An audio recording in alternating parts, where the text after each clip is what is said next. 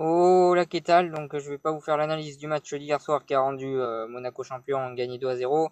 Je vais faire l'analyse globale de la saison de Monaco qui a été champion de France, à la surprise générale.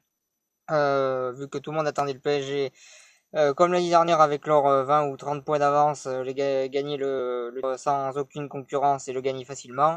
C'est ce que tout le monde attendait. C'est ce qui paraissait logique vu que le PSG est largement meilleur sur le papier que toutes les équipes de Ligue 1 et en plus ils ont 4 fois plus de budget que la deuxième équipe de Ligue 1 qui a le plus de budget. Donc ça paraissait logique que le PSG soit champion tranquillement. Ça n'a pas du tout été le cas. Alors Monaco a rivalisé avec eux. Alors c'est vrai que Paris a aussi fait des erreurs et a été moins bon que la saison précédente. Mais si on regarde au niveau des points, on voit que en fait c'est Monaco qui a vraiment été très fort cette saison, qui a vraiment fait une grosse performance vu qu'ils ont plus de 90 points en Ligue 1. Ça arrive très rarement qu'une équipe ait plus de 90 points. Ça arrive souvent dans les championnats étrangers, mais en Ligue 1, ça arrive très rarement. Donc ça prouve vraiment que Monaco aussi a été très fort.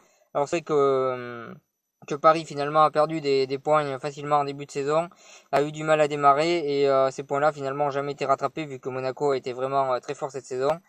Donc c'est aussi un petit peu aux défaites de Paris, mais c'est surtout grâce à leur victoire parce que cette victoire, ils doivent rien à personne. Ils ont été offensivement, ils ont prouvé qu'ils étaient la meilleure attaque d'Europe. C'est eux qui marquent le plus de buts avec le Real de Madrid. Mais si on regarde les joueurs différents qui marquent, eh ben c'est Monaco qui a la meilleure attaque d'Europe tout simplement. Au Real et au Barça, c'est un peu toujours les mêmes qui marquent, alors que là pas du tout. Il y a eu tous les joueurs qui ont marqué. Ça prouve vraiment que Monaco a été la meilleure attaque d'Europe cette saison.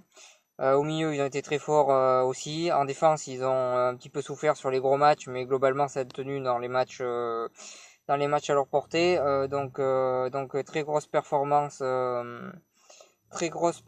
de la part de Monaco. C'est vraiment un grand exploit ce qu'ils réalisent d'être champion cette année-là face au PSG. Personne s'y attendait vraiment au début de saison, donc c'est en grande partie notamment à Jardim qui a su faire progresser au maximum ses joueurs, qui a su les mettre dans les meilleures conditions possibles pour qu'ils puissent jouer ensemble. Très grosse performance de la part de Jardim aussi, qui est en grande partie grâce à lui qu'il gagne ce titre. Donc il faut saluer cet entraîneur qui mérite largement son titre de meilleur entraîneur de la Ligue 1, qui jusque-là avait fait des bonnes performances qui n'avaient pas été soulignées. Et à chaque fois, il avait qualifié Monaco en Ligue des Champions. L'année d'avant de venir à Monaco, il a entraîné le Sporting Portugal qui avait des gros soucis financiers et qui venait de vivre sa pire saison de toute l'histoire du Sporting. Il venait de finir septième et lui il les a fait finir deuxième devant Porto, donc déjà rien que ça c'était fort. Après chaque année il est arrivé à qualifier alors que Monaco il perdait à chaque fois leurs meilleurs joueurs et malgré ça il arrive à les qualifier en Ligue des Champions toujours, ou au moins à finir dans les trois premiers. Et là, il arrive à les faire devenir champions et je pense que là, son talent est enfin reconnu. Et c'est vraiment un très très grand entraîneur je pense que là, il peut entraîner n'importe quelle équipe, il réussira parce que là, il vient de prouver qu'il était vraiment très fort, très intelligent et surtout qu'il savait faire progresser au mieux ses joueurs. Surtout quand on voit Mendy l'année dernière et Mendy depuis qu'il joue à Monaco, c'est plus le même. À Marseille, il n'était pas du tout comme ça, donc il a réussi à le faire se concentrer sur le football et pas ailleurs. Donc rien que ça, c'est une grosse performance. Ensuite, Bernardo Silva, il l'a fait devenir un très grand joueur. Il a fait progresser plein de joueurs, il a su adapter sa tactique, donc un grand bravo à lui. Un grand bravo aux joueurs aussi, je pense. Grosse performance cette année de pas mal. Donc Mendy, je l'ai dit, il a fait une grosse saison. Sidibé de l'autre côté latéral qui a fait une grosse saison aussi. Les demi-récupérateurs qui ont fait également une grosse saison, que ce soit Bagayoko qui prouve qu'il a un espoir pour le football français, et à ses côtés Fabinho qui au début de saison devait partir et finalement il restait, et en plus il est resté concentré, il a fait une bonne saison. Moutinho qui était remplaçant mais quand il est rentré il a aussi apporté à l'équipe. Bernardo Silva vraiment très fort autant l'un que l'autre, par leur dribble, par leur passe, et ils n'ont pas marqué beaucoup de buts ni un ni l'autre mais ils ont été très forts même quand ils ont marqué les buts. Donc vraiment une grosse saison de leur part. Grosse saison de Germain qui est quand même moins bon sur le papier que Falcao et Mbappé, mais qui a pas joué et qui finalement a joué le plus de matchs cette saison avec une grosse performance de sa part. Il a prouvé qu'il avait sa place dans une équipe comme Monaco. Alors je pense que Germain il a pas sa place dans une grande équipe, mais dans une équipe comme Monaco il est très bien adapté, il a largement sa place. Donc ensuite Mbappé qui ont vu que à partir du mois de janvier pratiquement, mais j'ai envie de dire le peu qu'on a vu de lui c'est vraiment formidable. Il a tout pour devenir un très grand joueur.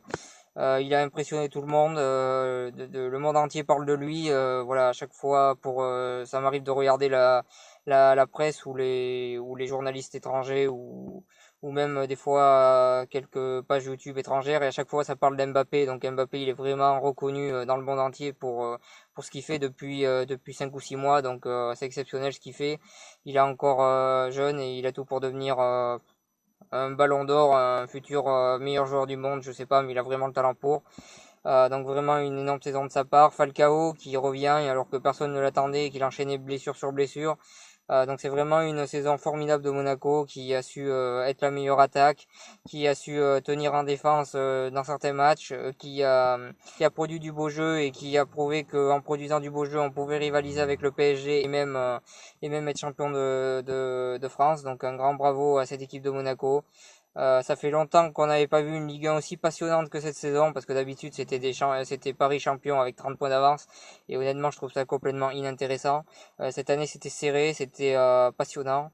Euh, donc euh, donc un grand bravo à Monaco, je félicite cette équipe et je fais que féliciter cette équipe durant toute cette vidéo, mais c'est vraiment très impressionnant et ils ont été à la hauteur, donc un grand bravo à Monaco. J'espère que la saison prochaine, je pense qu'ils vont perdre pas mal de grands joueurs, je pense que ça va être compliqué, mais j'espère qu'ils tiendront quand même un petit peu parce que cette équipe, en tout cas, elle est formidable et elle nous a fait vivre une saison de Ligue 1 formidable et elle nous a fait espérer en Ligue des Champions jusqu'en demi-finale et elle a perdu face à meilleur que elle en Ligue des Champions mais elle a tout donné et c'est vraiment une grande équipe et moi je tenais à les féliciter. Donc voilà ce que j'avais à dire pour cette vidéo, merci de m'avoir suivi. Si vous avez aimé, n'hésitez pas à partager, à cliquer j'aime et en parler autour de vous. Moi je vous souhaite une bonne continuation.